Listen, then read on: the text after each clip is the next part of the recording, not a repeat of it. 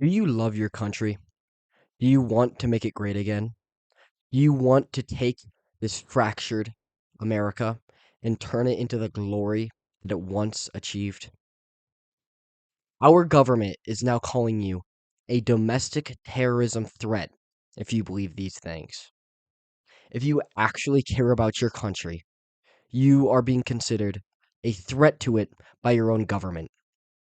They hate you. They hate you so much.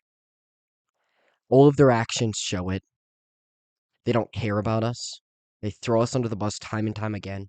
And to be honest, revolutions have started over a lot less than this. The American Revolution, the Civil War, or the Southern Revolution, these two revolutions began over a much lesser amount of tyranny compared to what we have today. What we have today is one of the most tyrannical governments in American history, probably the most. And nobody's willing to do anything about it. They are going for global order. They want the entire globe under their new law, and they want to make you die for it. What you are dying for is the gay agenda.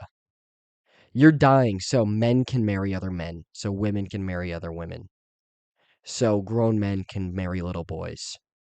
That's what we're fighting for. That's what we're dying for right now. That's what this country represents as of today. And if you believe in returning it to glory, the FBI is calling you a terrorist. According to information that has been obtained by Newsweek, the FBI is stating that MAGA supporting Americans are the greatest domestic terrorist threat in the nation currently. They're saying there's no greater political threat to the United States of America than MAGA Republicans.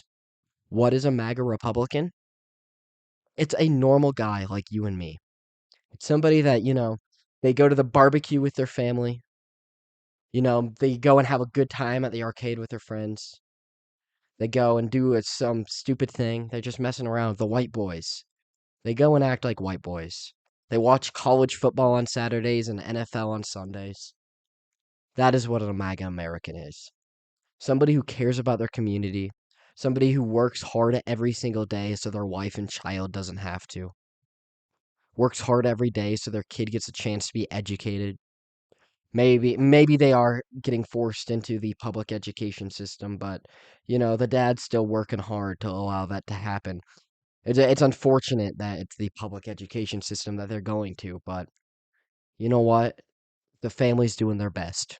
That's what a MAGA American is. Somebody who's just doing their best, trying to get by.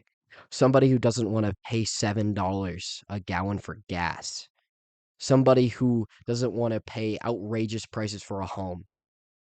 Somebody who wants to be able to buy groceries with just the husband's income. Somebody who wants to be able to live a traditional Christian life. Live a life with a stay-at-home mom. Live a life with their children being able to explore the world, not having to worry constantly about, a meal on the table.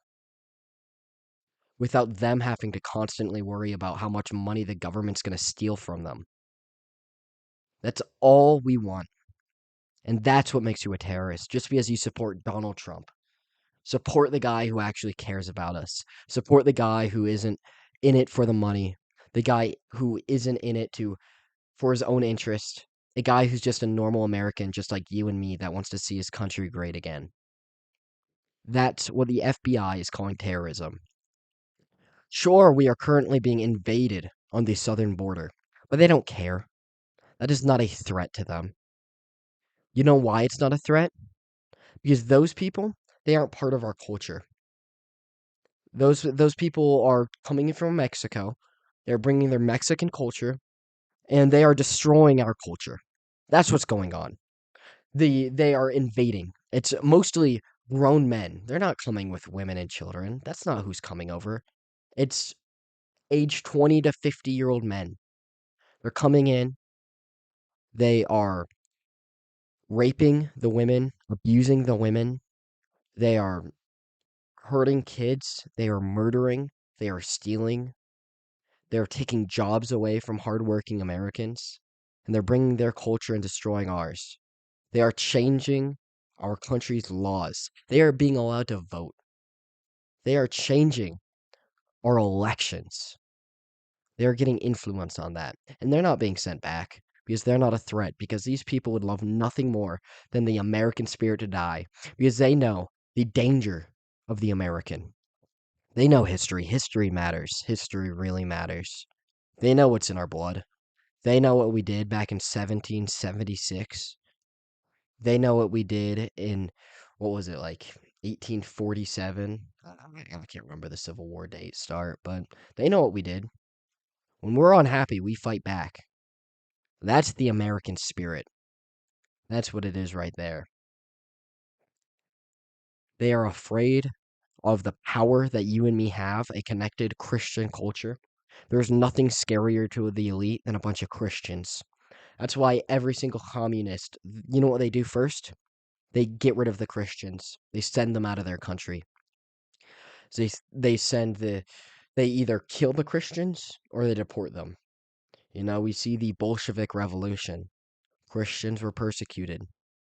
That's what communists do. In China, we saw the same thing with the communist takeover. Communists hate good, God-fearing people because good, God-fearing people, they can do anything.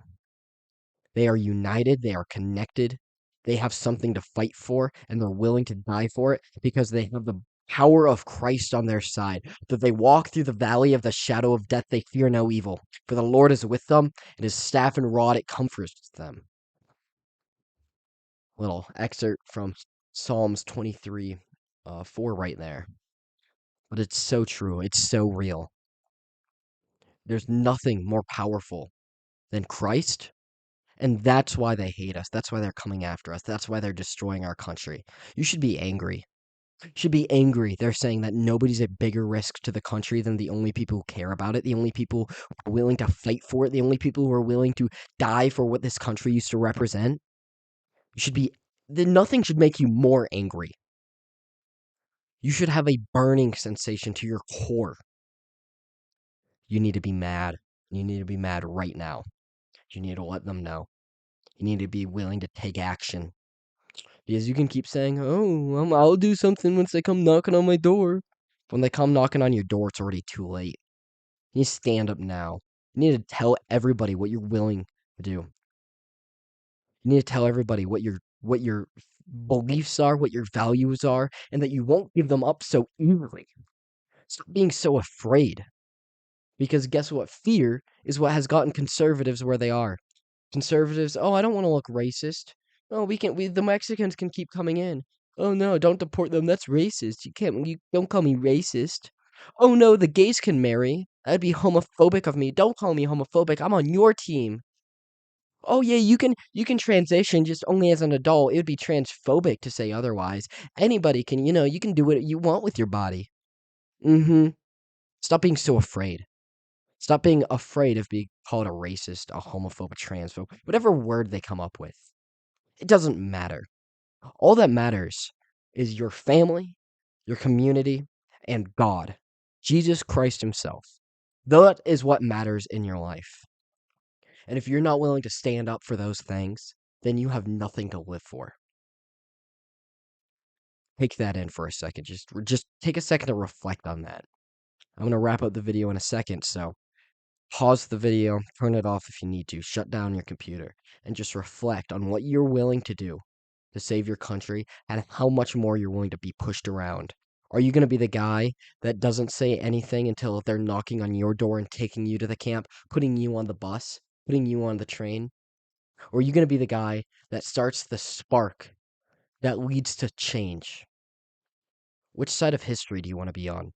Do you want to be the losers? Do you want to be the guy that is written about as the enemy that was cleansed from the earth?